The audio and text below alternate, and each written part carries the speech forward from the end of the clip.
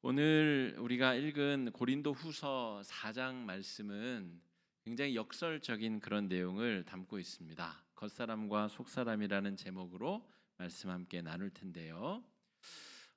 우리 사람이 겉사람과 속사람이 있다는 전제 아래 오늘 이 고린도후서 말씀이 진행되고 있습니다.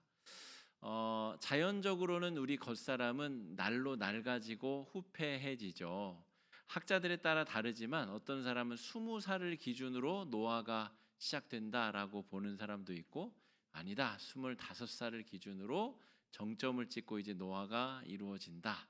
근데 뭐 어쨌든 100살을 산다고 할 때 인생의 초반부에 활력이 넘치고 뭔가 생성되는 그 삶이 이어지다가 그게 4분의 1도 못 되어서 곧 이제 퇴화와 늙어짐과 또 이제 점점 기능이 저하되는 쪽으로 우리 몸이 간다는 거죠. 그러니까 우리 어르신들, 우리 희락부 어르신들이 지금 신체 상태로 하나님 앞에 예배드리고, 오늘 이영욱 권사님 기운차게 어떤 누구보다도 기운찬 목소리로 우리 대표기도 인도하시고 우리 찬양으로 하나님 앞에 영광 돌리는 이 현상이 우리 자연의 섭리를 역행하는 그런 일들이라고 볼 수 있습니다. 자연적으로는 우리 신체가 노화가 되나 바울이 보기에는 겉으로 노화되는 겉사람과는 달리 날로 새로워지는 속사람이 있다는 겁니다. 우리 16절 말씀 같이 읽어보겠습니다. 시작. 그러므로 우리가 낙심하지 아니하노니 우리의 겉사람은 낡아지나 우리의 속사람은 날로 새로워지도다. 겉사람은 낡아지지만 속사람은 날로 새로워진다고 고백하고 있어요. 여기서 날로라고 하는 표현이 중요합니다. 매일 새로워진다는 것입니다. 우리 평신도 신학 강좌를 마치고 수요일 날 우리 예배 드리시는 분들이 가시면서 이 은혜 받았다는 말씀, 또 새로운 걸 깨달았다는 말씀, 그런데 참여하시는 대부분이 우리 희락부 어르신들이 많으신데, 희락부 어르신들 70에 80에 70대에 80대에 새롭게 깨달아지는 것이 있으니 얼마나 참 감사하고 은혜가 넘칩니까? 하나님의 말씀을 평생 보고 연구했는데 또 새로운 깨달음이, 배울 거리가 생기고 날로 우리에게 새롭게 차오르는 은혜가 있다는 거죠. 오늘 바울이 고린도후서 4장에서 하는 이야기는 물론 신체와 관련된 이야기가 아닙니다. 우리 어르신들, 희락부 어르신들에게는 이제 우리 늙어가는 신체와 내면에서 차오르는 은혜로 우리가 해석할 수 있겠지만, 오늘 본문 속에서 바울이 하는 이야기는 좀 더 다른 이야기라고 볼 수 있습니다. 바울은 2차 전도 여행 사도행전 18장에서 고린도 교회를 세우고 고린도에서 1년 반 동안이나 목양을 합니다. 그러니까 성도들을 가르치고 다스리고 이렇게 교회를 세워나가는 과정을 아주 밀도 있고 열정을 다해서 했다는 거죠. 그런데 이 고린도 교회가 쉬운 교회가 아닙니다. 1년 반이나 열정을 투자했음에도 불구하고 그에 따른 반응이 온갖 이 바울을 음해하고 바울을 모욕 주고 바울의 노력을 깎아내리고 하는 그런 피드백들을 계속 받게 됩니다. 그러니까 이 고린도 교회가 만만한 교회가 아닌 거죠. 빌립보 교회는 반대로 딱히 큰 애정을 쏟지 않았음에도 불구하고 여러 바울의 선교 사역의 도움과 또 기도와 후원을 아끼지 않았었던 교회인 반면, 고린도 교회는 엄청난 에너지를 들였음에도 불구하고 그만큼의 피드백을 받지 못하고 떠나서도 계속 고린도 교회 안에서 분쟁의 이야기, 또 바울을 모욕하고 바울의 복음이 잘못됐다, 바울이 전한 게 진짜 복음이 아니다, 이런 이야기들이 계속해서 전해져 들려오게 됩니다. 바울의 속이 어떨 것 같으세요, 여러분? 바울의 속마음이 그만큼 투자했는데, 그만큼 열정을 가지고 다른 지역에 비해서 애썼는데 그만큼의 대접을 받지 못하고 모함과 공격을 당했다는 것이죠. 그런 관점에서 오늘 말씀을 읽어보게 되면 바울이 그 역경과 고난을 어떻게 이겨내고 있는가, 겉사람은 계속해서 모함을 받고 모욕을 당하고 있지만 속에서는 하나님께서 고린도 교회를 향한 새로운 심령, 새로운 뜨거운 열정을 부어주셔서 또다시 고린도 교회를 위해서 기도하고 고린도 교회를 위해서 사람을 보내서 그 교회 상황을 살피고 어떻게 하면 고린도 교회를 세울 수 있을까? 다시 한번 하나님의 뜻에 부합하게 만들 수 있을까를 계속해서 고심하게 됐다는 거죠. 이게 바로 날로 새로워지는 마음입니다. 어제 공격을 당했는데 오늘 또 새로운 은혜를 주셔서 고린도 교회를 어떻게 살릴 수 있을까? 또 마음을 쓰고 기도하고 사람을 보내서 상황을 살피고 했다는 것이죠. 고린도 후서 우리 4장 1절 말씀 한번 읽어보겠습니다. 시작. 그러므로 우리가 이 직분을 받아 긍휼하심을 입은 대로 낙심하지 아니하고. 우리 문궁일 전사님 성함이 자꾸 등장하는데 성경에 긍휼이라는 단어가 꽤 많이 나옵니다. 참 좋은 그런 단어고 성도들이 꼭 필요한 그런 성품이 아닌가 싶은데, 자 여기도 등장해요. 우리가 이 직분을 받아 긍휼하심을 입은 대로, 은혜를 입은 대로 이 말입니다. 우리가 죄인이었는데 죄를 탕감받고 하나님의 자녀가 된 은혜를 입었으므로 뭐 한다고요? 낙심하지 아니한다 하는 거예요. 여러분 낙심할 일이 얼마나 많아요, 그죠? 대파값만 올라도 낙심이 되고 사과값만 올라도 낙심이 되고 온갖 낙심할 일들이 널려 있잖아요. 황사만 껴도 낙심이 되고 뭔가 하려고 해도 다 내 뜻대로 안 되는 것 같고 몸은 점점 지쳐가고 늙어가고. 그런데 바울은 지금 자기가 처한 이 기괴하고도 참 답답한 상황 속에서 낙심하지 않는 이유로 긍휼하심을 입었기 때문에, 그래서 내 속사람이 날로 날로 새로워진다고 고백하고 있습니다. 자, 7절에 더 구체적으로 그 긍휼하심에 대해서, 속사람에 대해서 묘사하고 있습니다. 7절 읽어보겠습니다. 우리가 이 보배를 하나님께 있고 우리에게 있지 아니함을 알게 하려 함이라. 자, 굉장히 놀라운 고백을 하고 있어요. 여러분, 이 보배를 질그릇에 가졌으니, 자, 보배를 담은 질그릇이 바로 자기 자신이라는 거예요. 그러니까 나는 나로서 평가받는 것이 아니라 내 안에 담겨 있는 것으로 나는 재평가되고 있다라고 하는 겁니다. 질그릇이 어떤 그릇이죠, 여러분? 질그릇은 막사발입니다. 막사발. 막 쓰는 그릇. 막 만들어서 그냥 편하게 쓰다가 이가 나가도 그냥 한동안 대충 쓰다가 완전히 깨져서 못 쓰게 되면 그냥 또 버리고 새 막사발을 구해서 쓸 수 있는 것이 바로 질그릇인 거죠. 그런데 그 질그릇 안에 보배가 담기면 이건 더 이상 질그릇이 아니라 보배합이 되는 거죠. 보배가 담겨 있는 그릇. 내가 바로 그렇다 이 말입니다. 바울은 사실은 질그릇이라고 하기에는 그릇이 워낙 좋은 그릇이었어요. 많이 배우고 유대인 중에 유대인, 바리새인 중에 바리새인이고 또 헬라의 철학과 학문을 두루 섭렵한 그런 식자, 지식자입니다.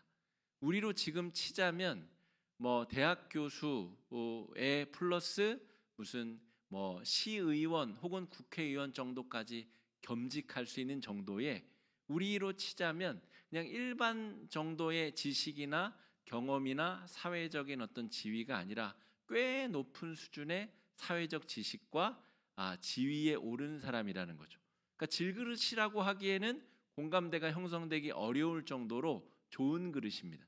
그런데 이런 거예요. 아무리 동네 축구를 잘 하는 사람도 프로축구 선수가 조기 축구에 딱 들어오면 못하는 사람이 됩니다. 바울이 지금 자기 자신을 질그릇이라고 표현한 것은 여러분 겸양 떠는 게 아니라 자기 안에 무엇이 들어왔는지에 따라서 자기 자신을 바라보는 평가가 달라지는 거예요. 우리나라 우리 프로축구 선수들에게 갑자기 저 손흥민 선수가 갑자기 프로팀에 온다거나 그러면 또 우리 프로축구 선수를 잘하던 사람들도 자기 자신이 갑자기 또 못하는 사람이 되는 거죠. 굉장히 상대적인 개념으로 내가 예수를 닮지 않았을 때는 꽤 잘 나가는 그릇, 꽤 좋은 그릇이었는데 예수라는 보배가 내 안에 담기자 나는 질그릇이 되었다는 거예요. 그래서 자기가 그동안 연마한 학문을 뭐라고 치부하죠? 배설물이라 그러잖아요. 내가 진짜 평생을 들여서 성경을 연구하고 헬라의 철학과 수사학과 모든 것을 다 섭렵했는데 복음을 듣고 나니 이 모든 것이 배설물, 똥덩어리라는 거예요. 바울의 생각이 그렇게 변화되게 된 기준, 긍휼하심을 입어받게 된 은혜, 내 안에 무엇이 담겼는가? 예수의 십자가의 보혈과 은혜가 담김으로 나의 존재가 바뀌었다라고 하는 것입니다. 그래서 질그릇은 이 질그릇의 못남으로 평가받는 게 아니라 그 안에 무엇이 담겼는가로 질그릇이 재평가되므로 나는 비록 질그릇이지만 나는 일반적인 질그릇이 아니다라고 하는 겁니다. 자, 타인의 평가에 휘둘리지 아니하고 자신에게 부끄럽지 않은 인생을 바울은 살게 되었습니다. 우리 흔히 자존심과 자존감 이런 좀 그렇게 비유하면 한자어라서 어려운데요. 자존심이 센 거는 나쁘다는 말이고 자존감이 세거나 자존감이 높다 그러면 좋은 표현이잖아요. 자, 그런데 이걸 쉽게 설명드리자면 자존심은 타인이 나를 어떻게 보느냐가 중요한 것이 자존심입니다. 자존심을 지키기 위해서 뭐 어떻게 한다. 다른 사람이 보기에 내가 부끄럽지 않도록 내가 이렇게 한다.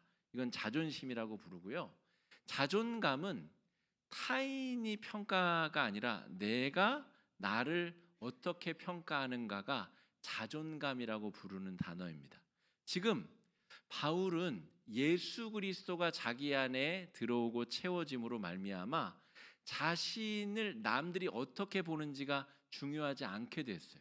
아까 제가 말씀드렸죠? 사도행전 18장에서 바울이 고린도에 가서 1년 반이나 에너지를 투자하고 성도들을 말씀으로 가르치고 복음의 정서를 교육하고 그런데도 이 사람들이 변화되지 않고 오히려 자기 자신을 모함하고 공격하고 시기하고 질투하고 그럼에도 불구하고 자존심이 무너지지 않아요. 왜냐하면 그 사람들이 날 평가하는 게 별로 중요하지 않기 때문에 자기가 지금 중요한 것은 내 안에 무엇이 담겨 있는가, 자존감이 흔들리지 아니하는 태도가 오늘 본문에 기록된 겉사람은 낡아지고 후패해지나 내 속사람이 날로 새로워지는 은혜의 경험입니다.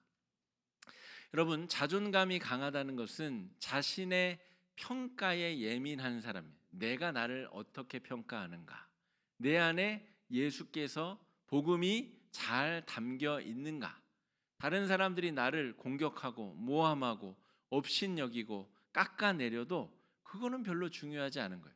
내 안에 예수의 영 성령이 계시고 내 안에 복음이 담겨 있는가, 그것만 확실하다면 또 새로운 마음으로 기도하고 또 새로운 마음으로 열정을 품고 나아가게 된다는 것입니다.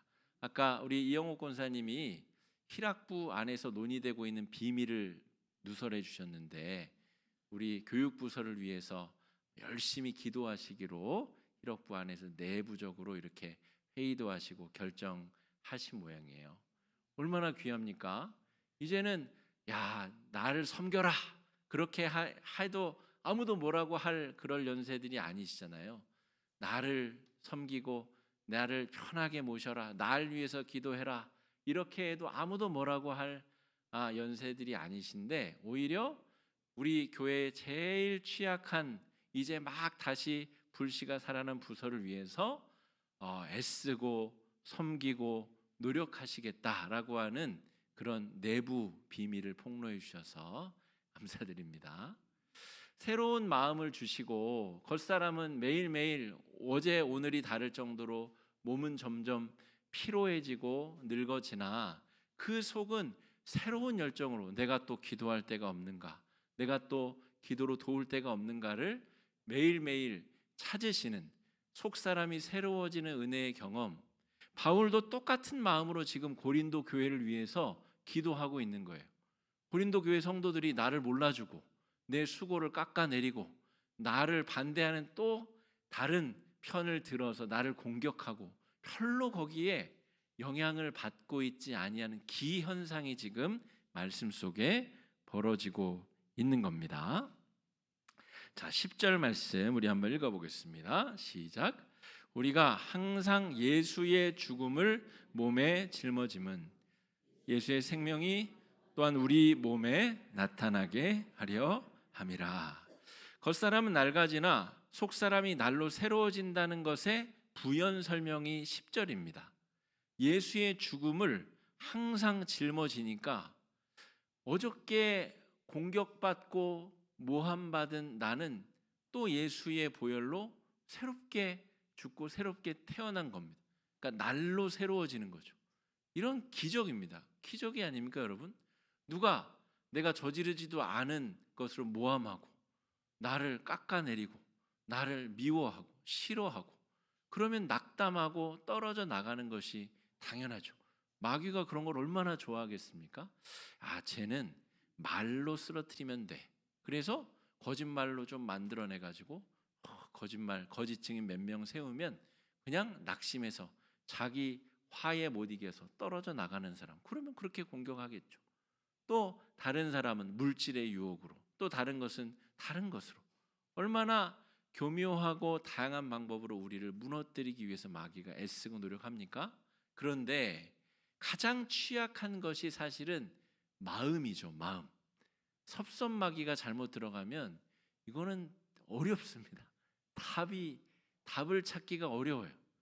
어떤 부분에서 어떻게 섭섭하는지를 예측이 불가능하기 때문에 섭섭마귀가 마귀 중에서는 제일 힘든 마귀입니다.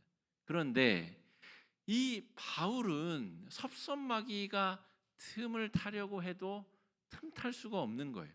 매일매일 날로 새로워지는 긍휼의 은혜, 새로워지는 은혜가 부어져서 새로운 힘과 새로운 은혜가 공급되어지기 때문에 그렇습니다. 자, 바울이 자기를 평가하는 기준이 무엇이냐면 예수의 생명이 나를 통해 드러나고 있는가입니다. 그러니까 끊임없이 사망의 일들이 고린도 교회 안에 펼쳐지고 있는데 나를 통해서 예수의 생명이 드러나고 펼쳐지고 있는가? 거기에 지금 자기 자신의 사역을 평가하는 기준을 삼고 있다는 것이죠. 10절 다시 한번 보실까요? 예수의 죽음을 몸에 짊어짐은 예수의 생명이 또한 우리 몸에 나타내기 위함이라는 거예요. 그러니까 아무리 마귀가 공격을 해도 내 안에 예수의 생명이 나를 통해서 드러나고 있는가?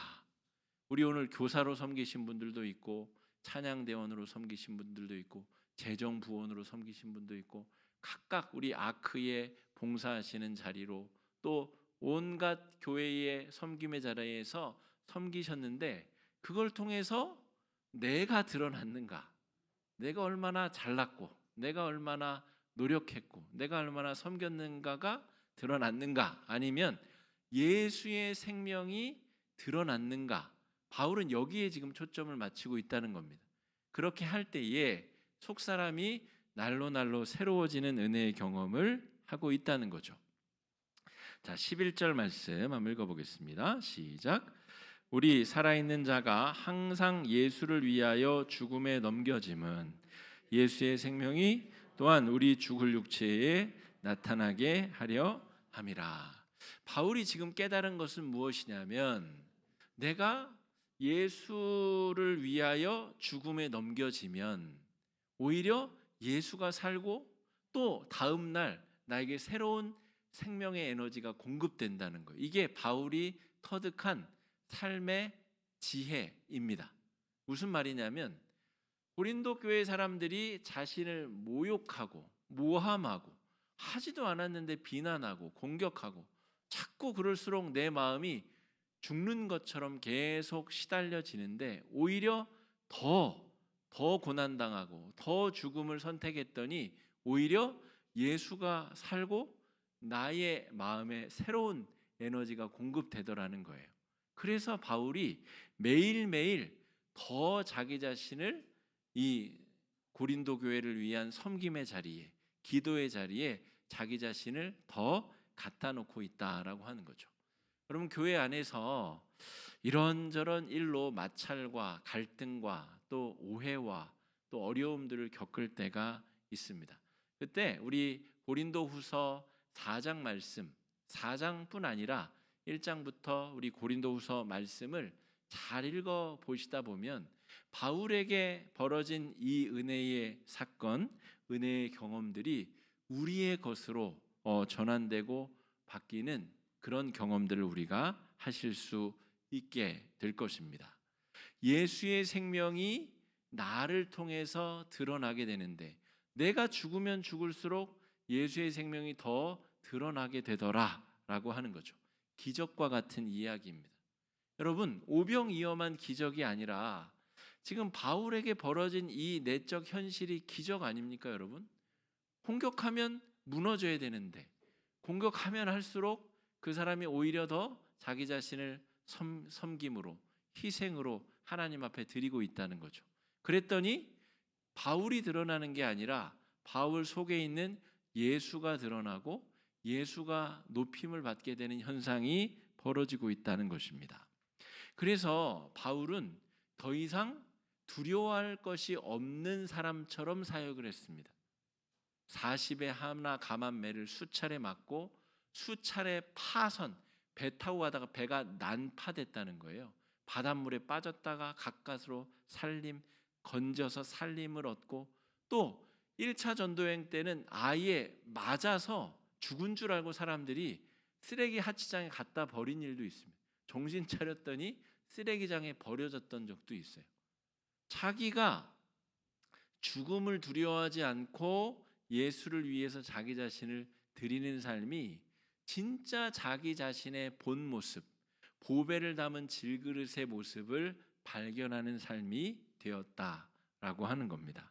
오늘 희락부 헌신 예배이기 때문에 우리 희락부 원들께 이 본문을 들어 말씀을 드리자면 우리의 외모, 우리의 늙어가는 육체는 우리를 평가할 수 있는 기준이 될 수 없다는 거죠. 지난 주에 우리 두 분의 권사님들 신방하고 왔는데 윤종순 권사님, 이창래 권사님 신방하고 왔는데 이창래 권사님이 24년생이시니까 올해로 우리 나이로 치자면 103세쯤 되시고 이제 바뀐 나이로 치자면 101세, 100살이지 만 100살, 100살이신데 여러분 이제 총기가 조금 흐려지시기 시작했어요. 못 알아보시기도 하시고 조금 총기가 흐려지셨어요. 그렇다고 해서 여러분 그 어르신의 신앙의 숭고함과 평생 100세의 신앙 고백을 지금의 모습으로 어느 누가 판단하고 평가할 수 있겠어요? 그렇지 않습니다. 우리의 겉사람은 후패하고 늙고 병들고 썩어지나 우리의 속사람은 날로 새로워지는 것이죠. 우리가 그런 은혜의 삶을 이미 살고 있고 더 은혜의 삶을 추구하며 살 수 있습니다. 여러분 요즘에 20대의 젊은이들 젊음이 좋잖아요. 그런데 그 20대의 젊음이 저는 때로 전혀 부럽지 않을 때가 있습니다. 그 사람의 세계관이 병들어 있고 그 사람의 가치 기준이 병들어 있는 젊은 사람은 더 이상 젊은이의 그런 고결함을 잃어버린 것이죠. 오히려 나이가 많더라도 그 안에 정말 순수한 가치관을 가지고 바른 가치관을 가지고 젊게 생각하고 젊게 살아가시는 분들이 훨씬 더 젊은 인생을 살아가시는 겁니다. 오늘 바울이 말하는 죽음을 두려워하지 않는 이유가 무엇이냐면 죽음이 끝이 아니기 때문에 그렇습니다. 바울의 세계관 안에는 눈에 보이는 것은 잠깐이요 눈에 보이지 아니하는 것이 영원하고 고결하고 아주 중요한 가치를 지니기 때문에 죽음을 불사하고 뛰어들고 있는 것이죠. 내 목숨, 살아있는 이 생명으로 나를 내가 평가받지 아니하고 영원한 것을 지향하는 태도가 나에 대한 평가이기 때문에 그렇습니다. 자, 12절 말씀 한번 읽어보겠습니다. 시작. 그런즉 사망은 우리 안에서 역사하고 생명은 너희 안에서 역사하느니라. 여러분, 이 고백이 얼마나 놀라운 고백인 줄 아세요? 예수님이 죽어서 우리가 살게 되었죠. 바울이 지금 무슨 말을 하냐면, 내가 고린도 교회를 위해서 죽으면 고린도 교회가 살게 될 거라는 거예요. 고린도 교인들이 나를 모함하고 모욕해서 내 인격이 사망 선고를 당하면 당할수록 고린도 교회 성도들의 신앙은 살아난다는 겁니다. 진짜 작은 예수로 자기가 살고 있다라고 하는 것을 쓰고 있는 거예요. 여러분, 이 정도 신앙의 수준, 우리 이 정도 신앙의 수준으로 우리가 우리 권사님들, 집사님들처럼 노년을 맞이하면 좋을 것 같습니다. 우리가 나이가 들고 신앙의 이제 은퇴 연령이 되어서 우리도 희락부원들이 되면 우리도 만물을 볼 때 내가 죽으면 저 사람들이 산다. 내가 기도하고 내가 헌신하면 대신 저 사람들이 산다라고 하는 마음, 그 정도 신앙의 수준으로 우리가 신앙이 익어가면 좋겠다 하는 것이죠. 자기가 당하는 모욕의 크기보다 구원을 선물하는 기쁨이 더 큰 바울의 고백입니다. 여러분, 들어가는 고통이 크더라도 그 고통보다 더 큰 의미가 얻어지면 기쁨으로 그 고통을 감내할 수 있습니다. 우리 희락부 어르신들이 평생 그렇게 사셨잖아요. 자녀들을 위해서 희생하고, 자녀들 먼저 좋은 것 먹이고 좋은 것 입히고 자신의 것은 뒤로 미루시고, 그렇게 고통을 감내해도 자녀손들이 다 잘 되고 잘 바르게 자라면 그 기쁨과 보람으로 의미를 찾으시는 것. 지금 바울이 그 이야기를 하고 있는 겁니다. 나는 비록 죽고 나는 비록 낮아지나 그 때문에 고린도 교회가 살아난다면 그것보다 더 큰 기쁨이 없겠다라고 고백하고 있는 것이죠. 자, 우리 16절 말씀도 읽어보겠습니다. 시작. 그러므로 우리가 낙심하지 아니하노니 우리의 겉사람은 낡아지나 우리의 속사람은 날로 새로워지도다. 낙심이라는 말이 뭐죠? 마음이 떨어졌다는 말입니다. 마음이 여기 있다가 이렇게 탁 떨어지면 어떻게 돼요? 마음이 깨지기도 하고 마음이 파손되기도 하고, 그 깨어진 마음은 영영 다시 제자리를 찾지 못할 수도 있습니다.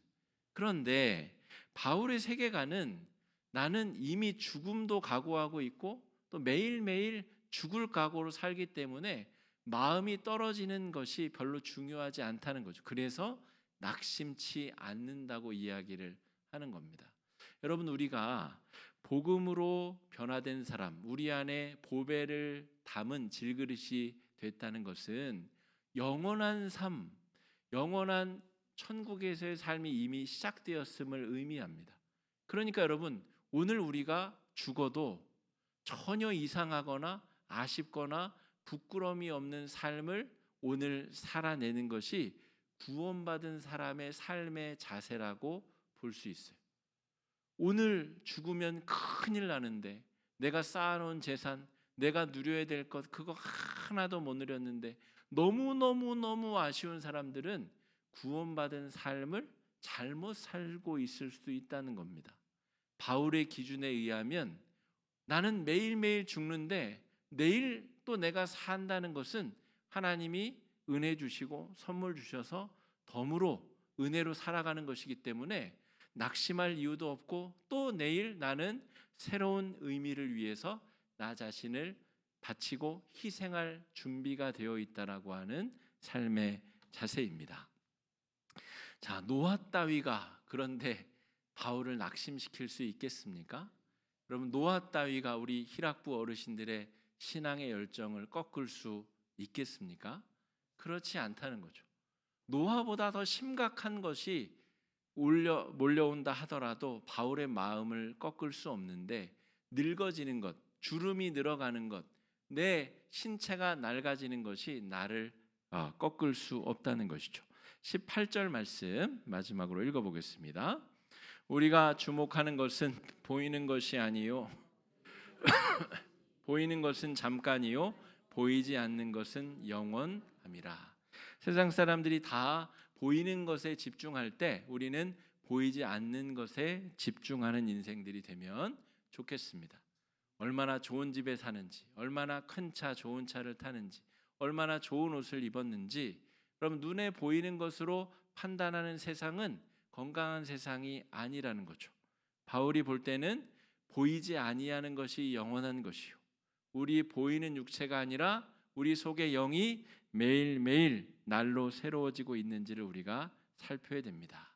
우리가 주목하고 있는 것은 무엇인지, 우리 희락부 어르신들 노년의 삶 가운데 지금 주목하고 있는 것이 무엇인지 말씀 앞에 자기 자신을 잘 돌아보시기를, 또 날로 새로워지는 속사람으로 노년을 청년처럼 살아내는 귀한 한 주가 되시기를 주의 이름으로 축복합니다. 기도하겠습니다. 이 시간에 우리 합심으로 함께 기도하고 축도로 예배 마칠 텐데요, 우리의 삶이 새로워지되 정말 바울이 지금 이야기하는 것처럼 날로 영이 새로워지고 우리의 육신이 아니라 우리의 영이 새로워지고 우리의 삶이 저 보이지 아니하는 영원한 세상을 꿈꾸며 추구하며 나아가는 인생 될 수 있도록 이 시간에 함께 기도하며 나아가겠습니다. 기도하겠습니다. 사랑해 주님, 은혜를 감사합니다. 우리의 인생이 눈에 보이지 아니하는 하나님의 은혜로 새로워지게 하여 주시옵시고, 눈에 보이는 것으로 내가 평가받는 것이 아니라 내가 하나님 앞에 어떤 사람인지, 내 안에 무엇이 존재하고 있는지, 내가 무엇으로 새롭게 되어 있는지로 내가 새로운 의미 부여를 하며 평가받을 수 있도록 역사하여 주시옵소서. 하나님 아버지, 우리 안에 새로운 은혜를 부어주심을 감사합니다. 우리를 공격하고 쓰러뜨리기 원하는 여러 상황과 환경과 조건과 여건 가운데 우리가 무너내리지 아니하도록 인도하여 주시옵시고 역사하여 주시옵소서. 새로운 은혜로 기름 부어주시고 새로운 은혜로 복주시사 하나님 나라의 은혜와 평강을 누리며 믿음으로 승리할 수 있도록 인도하여 주시옵소서. 우리의 육체는 날로 낡아지고 후퇴하고 또 늙어지나 우리의 심령은 매일 새로워지게 하여 주시옵소서. 어린아이처럼 기뻐 뛰놀며 새로운 의미를 추구하며 믿음으로 나아가 승리하게 하여 주시옵소서. 사람을 살리고 영혼을 살리는 일에 우리가 매진하게 하여 주시옵시고, 정말 보이지 아니하는 하나님 나라에 심고 하나님 나라에 투자하고 하나님 나라에 우리가 하나님의 거룩한 일을 도모하고 추구하며 믿음으로 나아가 승리할 수 있도록 주님 역사해 주시고 인도하여 주시옵소서. 그로 말미암아서 우리가 변화되고 새로워지는 하나님의 은혜를 구하며 믿음을 추구하며 나아갈 수 있도록 역사해 주시고 인도하여 주시옵시고 주장하여 주시옵소서. 거룩한 능력 허락하여 주시옵시고 인도하여 주시옵소서. 사랑의 주님, 사도 바울이 자기 자신을 질그릇이라 칭했습니다. 사람들이 보기에는 더 좋은 그릇처럼 보이지만 자기 자신이 볼 때는 그 보배가 너무너무 소중하기에 자기 자신을 질그릇으로 낮춰 평가하고 있습니다.